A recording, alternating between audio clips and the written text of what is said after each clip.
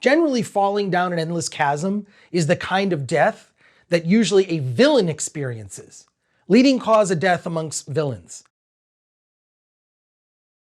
Let's talk about killing iconic characters. When is it okay? When is it a horrible mistake? I think it's really important if you want to retain the audience for a franchise, how you kill off an iconic movie character. Absolutely critical. And there are places in movie history where it's been done right, and there are places where it's been done completely wrong and it's been bungled. It's upsetting to me. I mean, first of all, the death of an iconic fictional character is already upsetting just on its face. Let's talk about a case in which it was done incredibly well. In Star Trek II, The Wrath of Khan, you're taking Leonard Nimoy's character of Spock, who he'd played, for decades by then. And you're now killing off this character. You're killing off Spock. It's handled so well. It's not a wasteful death. Spock dies in an act of self-sacrifice, trying to save the crew of the Enterprise, which he'd done many times before, and skirted death. Now he's, dying in the engine room of the Enterprise, facing his best friend, Jim Kirk. Because the important thing to remember, and this is something for screenwriters to keep in mind, is that the death of the character is not about the person doing the dying. It's about the reaction of the characters that love the character that's going through and experiencing their death. And so what we got to experience as an audience was two longtime friends, and in an act of self-sacrifice, Spock is dying, and he gets to say his final words to Kirk. And Kirk gets to see his friend. And in addition to that, that scene is followed up with a funeral with some glorious music. And I mean, we didn't know at the time that they were setting up a sequel, Star Trek III, The Search for Spock, which kind of gives it away that Spock might be coming back. But be that as it may, no one's ever dead in fiction, but the way that that death was handled with such respect for all the characters involved. It was satisfying in the sense that we experienced the love that James T. Kirk has for his friend Spock. And then the reactions of people who loved Spock and how they were affected by his death. His death had meaning. Conversely, one of the worst deaths ever handled in movie history was the death of Han Solo in The Force Awakens.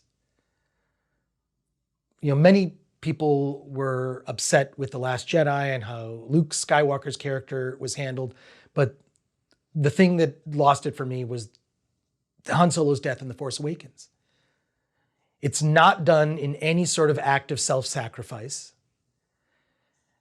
There isn't a moment where other characters can react to Han Solo's death.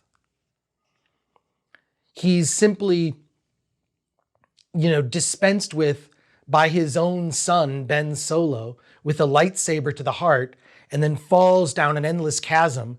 Generally, falling down an endless chasm is the kind of death that usually a villain experiences, leading cause of death amongst villains.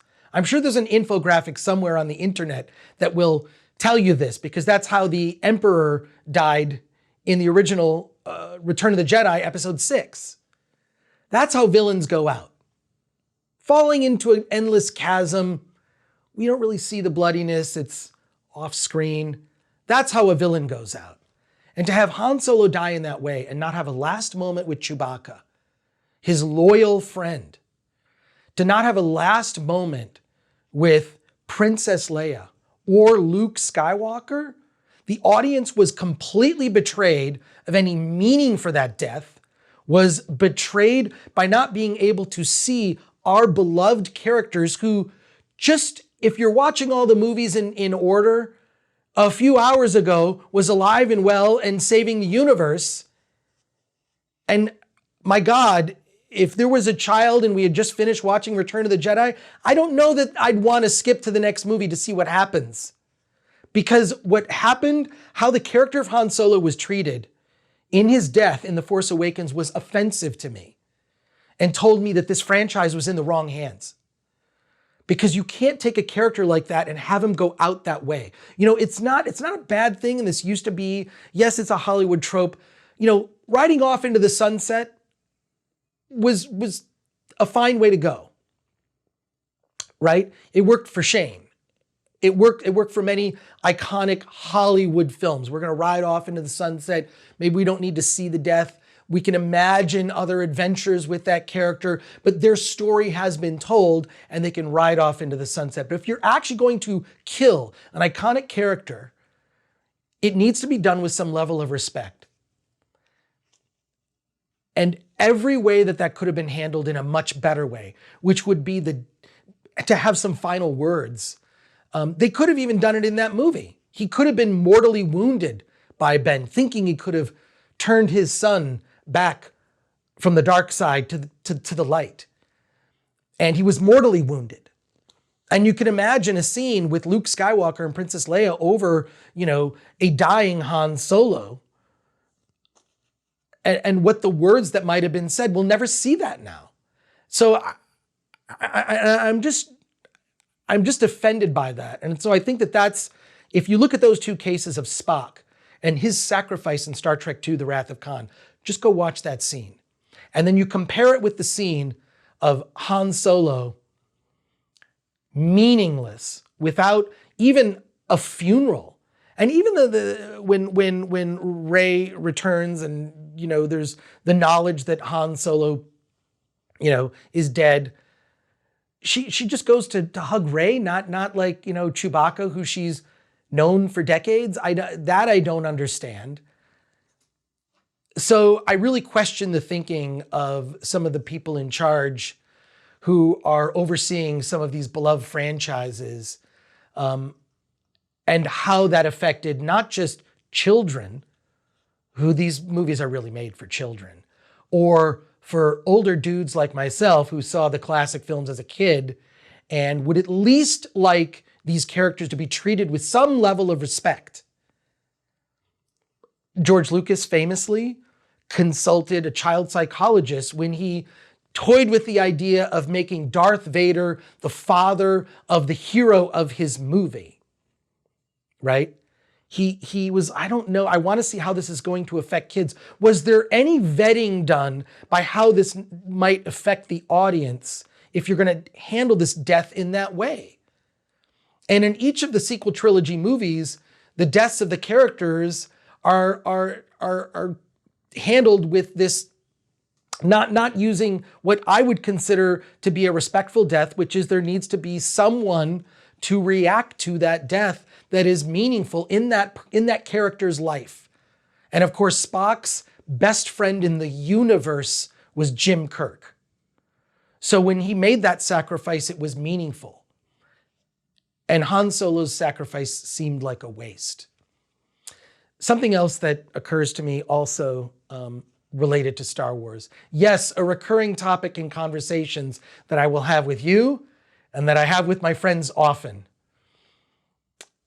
You know, maybe it's a form of therapy. But what was interesting was that when George Lucas was mapping out the story for The Empire Strikes Back, he realized that the audience would never believe that you would kill Luke Skywalker. So you have this lightsaber duel at the end of The Empire Strikes Back, and it's Luke Skywalker fighting Darth Vader. Where's the tension?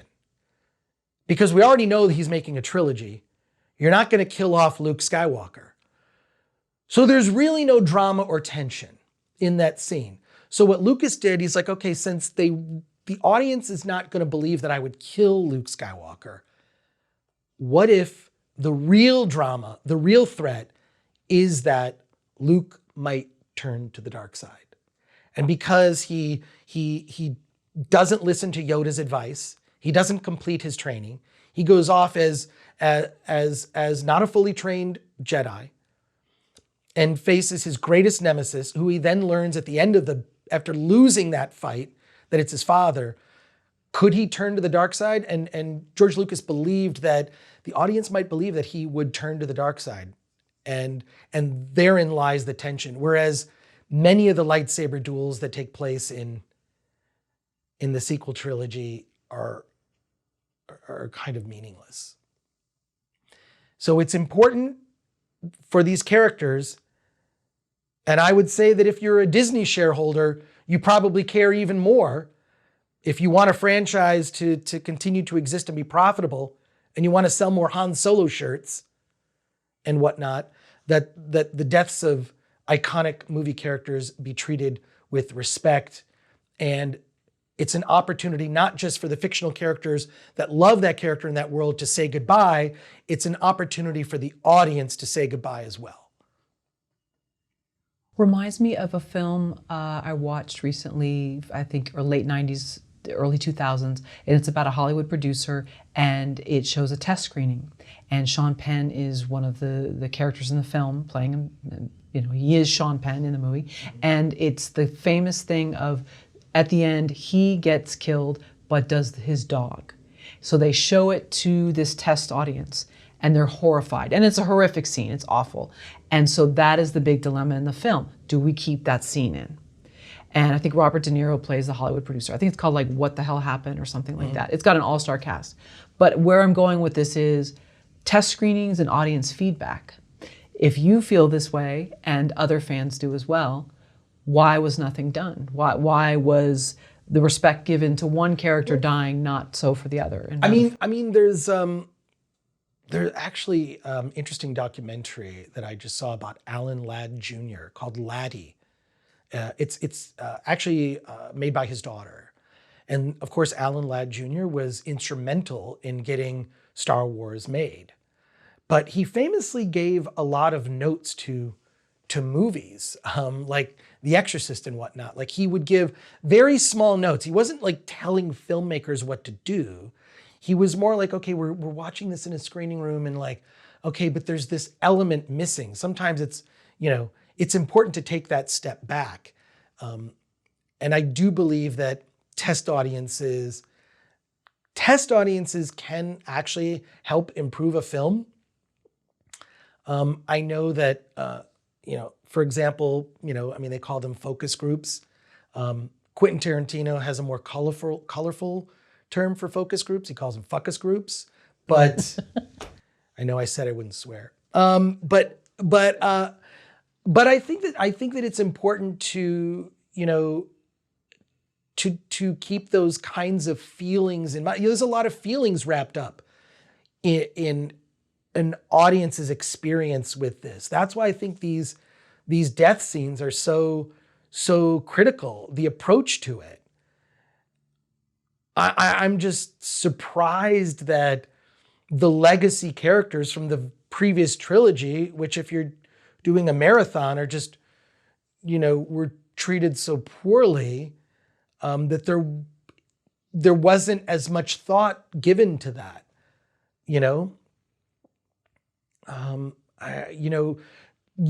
people have invested, we're talking about the movies here, but also we're also talking about, there are comic book stories about these characters. There are stories I've made up in my mind about these characters. Yes, when I played with action figures when I was a kid, there are stories we made up in our heads. There are novels. There are radio plays.